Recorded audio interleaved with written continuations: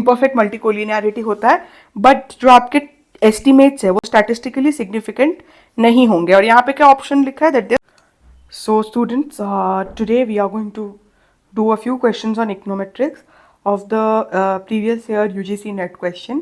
So we have picked up the previous year question of 2024 August, ठीक है, इसके questions हम देखेंगे. So we'll be basically dealing with econometrics के जितने भी questions हैं in this session. There are around 7 to 8 questions in total, if I'm not wrong. So we are going to look at it, उसका थोड़ा सा background देखेंगे, and from that you'll be able to know what kind of questions are being asked in econometrics. Okay, so let us begin with today's session. So the first question which was asked in econometrics was on co-integration. Okay, so the test for co-integration is performed by, so let us go through the options. Chow test. Chow test तो नहीं होगा because it is used in testing structural stability. ठीक है. I have done a full lecture on this in Navneet sir's class, so you can check that. There are various steps where we divide the data into two parts, then we calculate the ESS restricted, ESS unrestricted, and there is a formula, there's a F statistics, and then we see whether there is structural stability or not, and how is Chow test different from dummy variable. Like, why is dummy variable preferred over Chow test? They can ask a question on this next time. So if they ask you that which is better, dummy variable or Chow test to test structural stability, then dummy variable would be the answer because it gives us the source as well as it gives us the source of structural stability. Okay, that structural instability, it gives us the source of structural instability, whether it is due to the change in slope or intercept, that we can easily come to know through dummy variable. So by looking at the options, you can actually think of the probable questions that they can ask you in the next in the upcoming examinations. So Philip Ferron test, no, this will also not be. Like Chow test तो नहीं है, Philip Ferron test भी नहीं है, because this is the test for unit root. We have Engel-Granger test. Yes, this is the answer actually. The Engel-Granger test. This was they were the one who came with this technique of co-integration, and they were also awarded the Nobel Prize in the year 2003 for their contribution in econometrics, or to be specific, they were awarded the Nobel Prize because of their contribution in time series analysis. Okay, so they can ask you a question next time that Engel-Granger को किस year में Nobel Prize मिला था. So 2003 you should be remembering. Now let us look at the fourth option also, the error correction mechanism. It is also a test of non-stationarity. So this option also gets ruled out. So ये stationarity, non-stationarity वाला test है, ECM इसको बोलते हैं. ठीक है, so the best option is Engel-Granger test. Okay, now let us move to the other question of econometrics.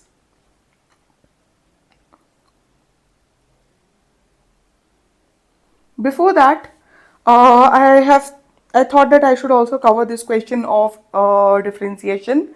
Many of the students are not from the maths background, so for them at least I wanted to tell them what kind of questions are coming in the examination these days. So this was the question which was asked in the August 2024 examination. Let us solve this and see what is going to be the solution for this. So we have y is equals to 1 plus x upon 1 minus 2x. So what will be dy by dx? Will be d by dx of 1 upon 1 minus 2x. हम इसको separate लिख देंगे, 1 upon 1 minus 2x plus x upon 1 minus 2x. हम इसको इस तरह से लिख देंगे. So this will be d upon dx 1 upon 1 minus 2x. So what is the differentiation of 1 upon 1 minus 2x? We can also write this as 1 minus 2x to the power minus 1. This is x, okay? We can write this as 1 minus 2 to the power 1 minus 2x to the power minus 1. ठीक है, तो इसको अगर हम differentiate करेंगे तो minus 1 will come on this side. ठीक है, 1 minus 2x to the power minus 1 minus 1. मैं जिनको पता नहीं है, जिनको याद नहीं है या जिनका मैथ्स बैकग्राउंड नहीं था, उनको मैं बता देती हूँ। अगर हम एक्स क्यूब को डिफ्रेंशिएट करेंगे D by D x of x cube, so differentiation क्या होगा, 3 को हम इस साइड ले आएंगे x, 3 to the power -1, 3x²। तो ये होता है डिफ्रेंसिएशन का टेक्निक जो मैं यहाँ पर कर रही हूँ, which I am doing over here. Okay,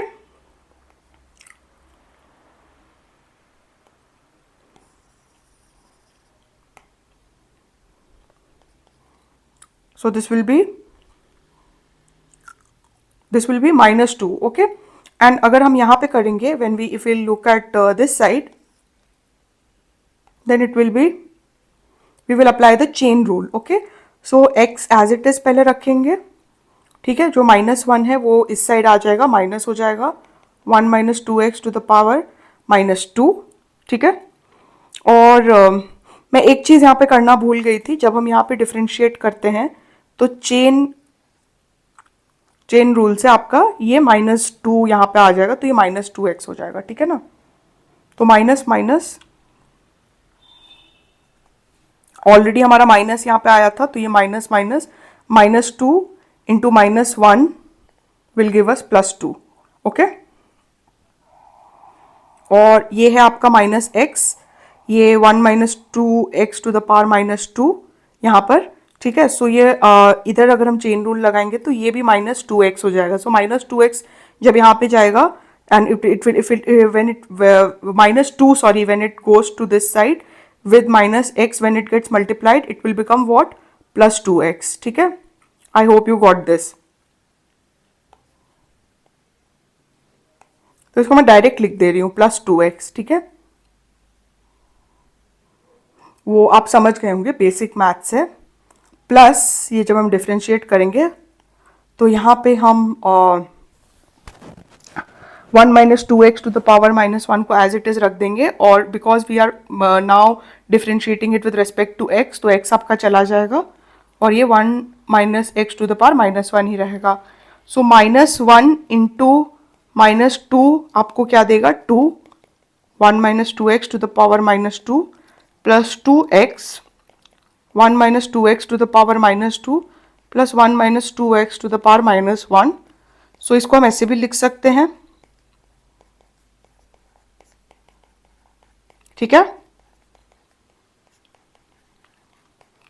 अब इसका एलसीएम ले लेंगे, 1 - 2x²। So this will give you what, this will give you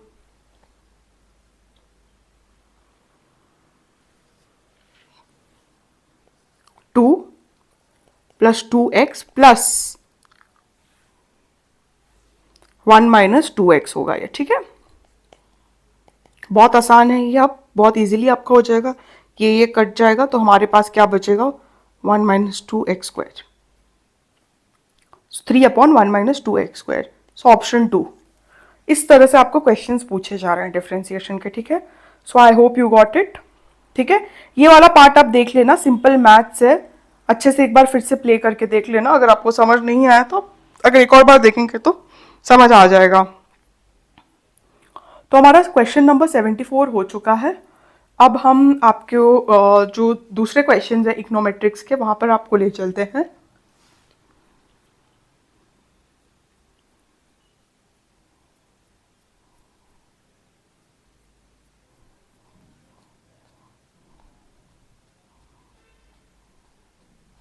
So we will do this is I think question number 97. Okay, I think I have discussed this earlier also.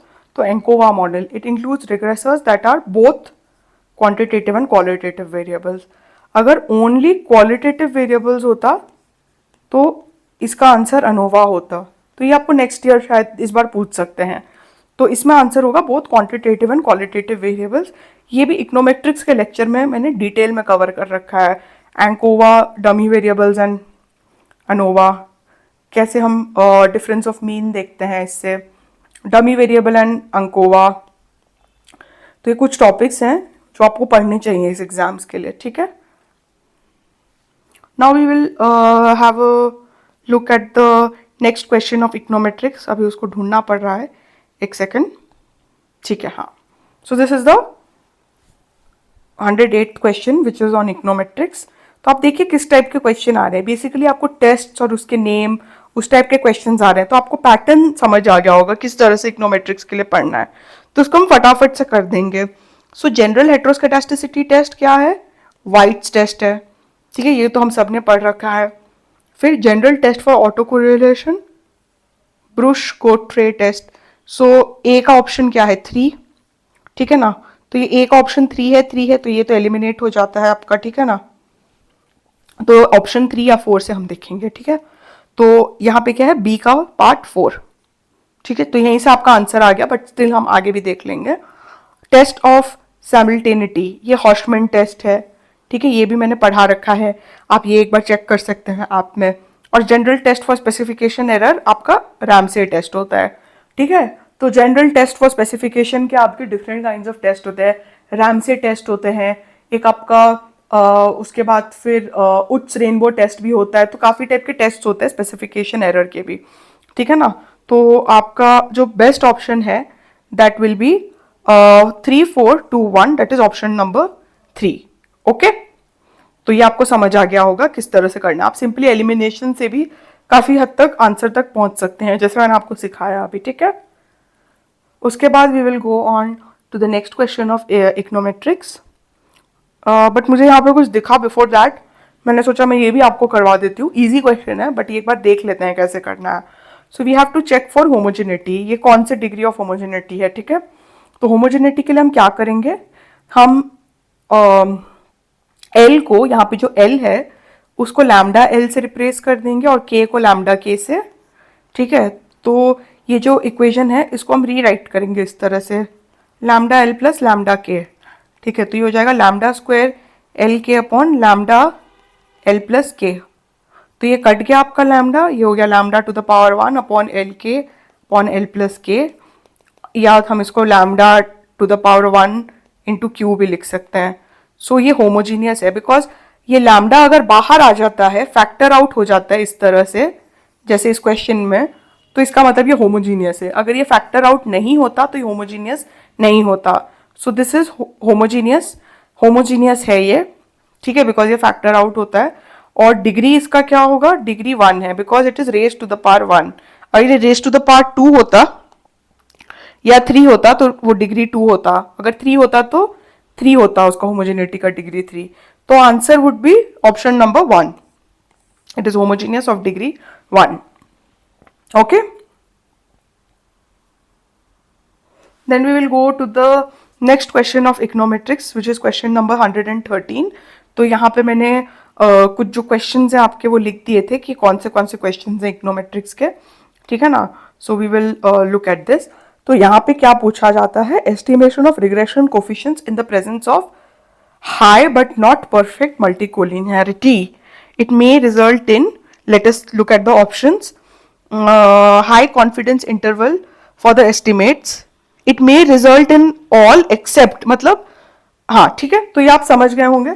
So definitely it leads to high confidence interval, all the estimates are statistically significant. No, ये गलत है, तो ये आपका answer होगा, ठीक है। आपका हाई आर स्क्वायर होगा, आपके एस्टिमेट्स ब्लू होंगे, कॉन्फिडेंस इंटरवल भी हाई होगा आपका जब इम्परफेक्ट मल्टीकोलिनियरिटी होता है, बट जो आपके एस्टिमेट्स है वो स्टैटिस्टिकली सिग्निफिकेंट नहीं होंगे। और यहाँ पे क्या ऑप्शन लिखा है? That they are statistically significant.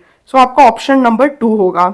जो आपका टी टेस्ट होता है, एफ टेस्ट, जो आपका टी टेस्ट होता है या काई स्क्वायर टेस्ट होता है, वो इनवैलिड हो जाता है in the case of perfect multicollinearity because आपका कॉन्फिडेंस इंटरवल हाई हो जाता है, आपका स्टैंडर्ड एरर भी क्या हो जाएगा? बढ़ जाएगा, ठीक है।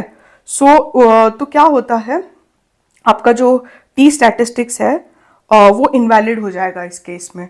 तो इसी वजह से हम हमारा जो कॉन्सिक्वेंसेस है of imperfect multicollinearity, that will be high R square, ठीक है ना।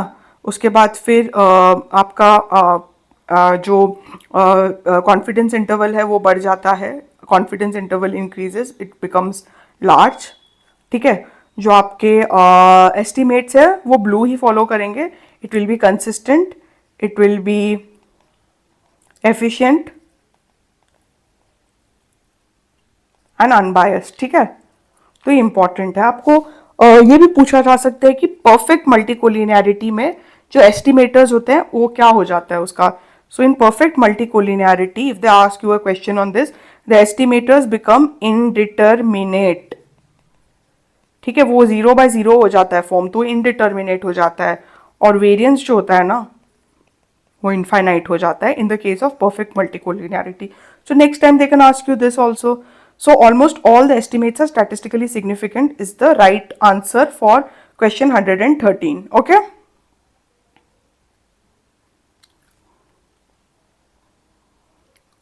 हम क्वेश्चन नंबर 117 में चले जाते हैं।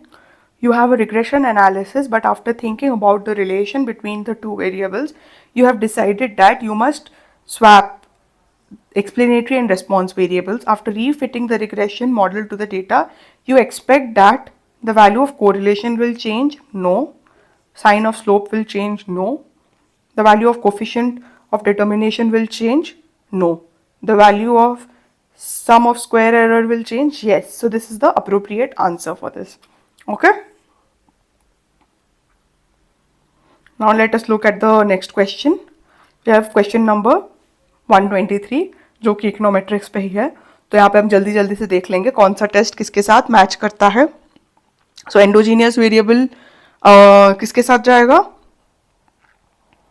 साइमल्टेनियस इक्वेशन, ठीक है।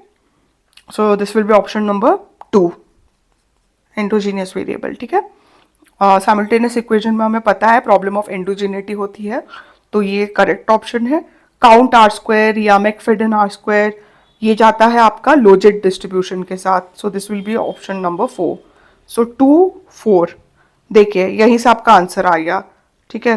बाकी सब देखो एलिमिनेट हो जाता है, बाकी सब आपका एलिमिनेट हो जाता है एंड ये राइट आंसर है, बट हम बाकी ऑप्शंस भी देख लेंगे। So this is the right answer 2, 4।